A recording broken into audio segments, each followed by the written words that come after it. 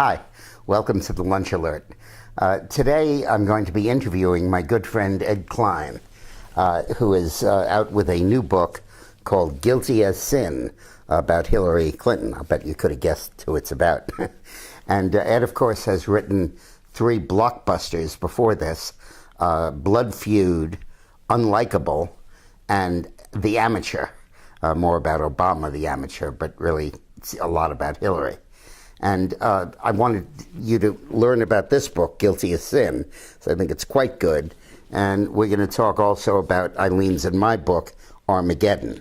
And this will be a series of interviews that we'll do over the next week or two before the election to give you the insights. But the real insights can only come from buying the books, you know. Here we do a 5-minute or 8-minute interview, but there is a vast amount of material in both of them. Hey, Ed, welcome to lunch. Thank you so much. Good. Great to be here. Good.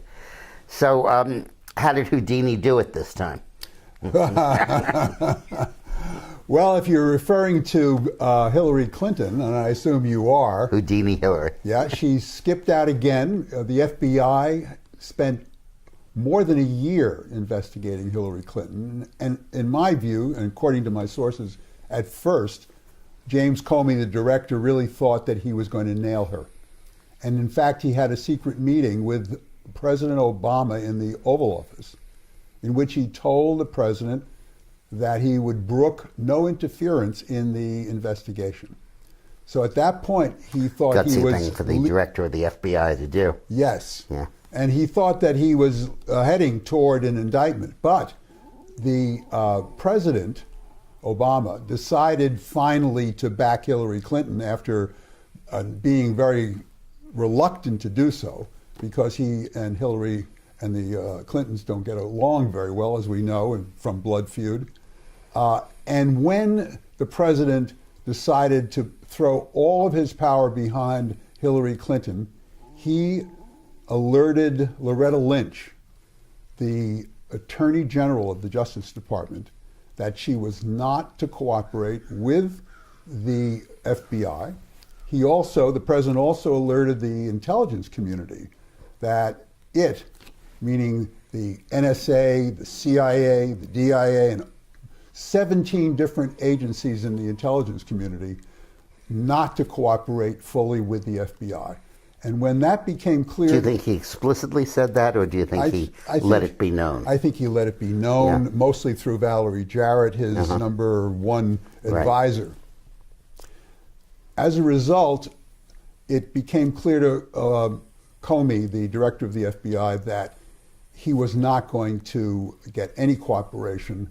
The Democrats in Congress were already referring to him as Captain Queeg from the Caine Mutiny court-martial, a little crazy, obsessed. And he finally pulled what I would call a John Roberts as the Chief Justice of the Supreme Court.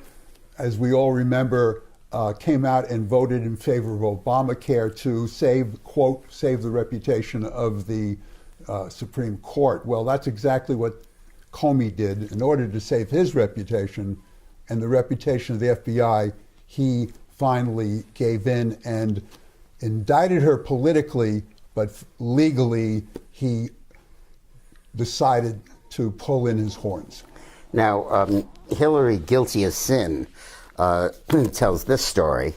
Armageddon, our book, tells a very similar story about an earlier episode in Hillary's life where she also skated completely free.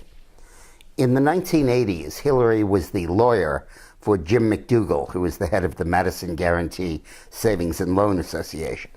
And earlier, McDougal had a habit of lending himself money, developing real estate, and then it goes bankrupt and the bank absorbed his losses. The federal regulators closed in on him and said, we're going to take the bank away from you unless you promise never to lend yourself money for a real estate deal. So he still wanted to make money in real estate.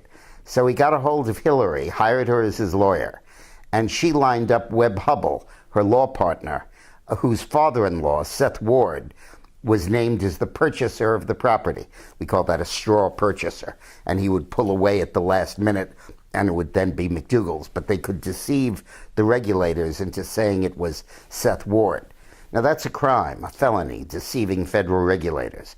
And Hillary did it and was involved in it. And when the time came to prove it, the billing records of her work on that somehow disappeared.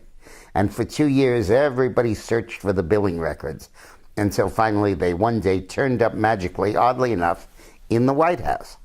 Well, the billing records indicated she had worked for about 60 hours on this deal, on deceiving federal regulators.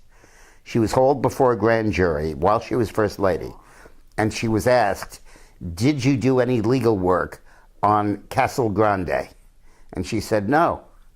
And she said, "I've never heard of Castle Grande. I don't know what you're talking about." Now, the property involved had two names. The original name was Castle Grande, but after the deal began cooking, it was called the Arkansas Industrial Development Commission, ARDC. So she did legal work in her own mind for the ARDC, not for Castle Grande. And she claimed she didn't know Castle Grande. I knew Castle Grande. Everybody did.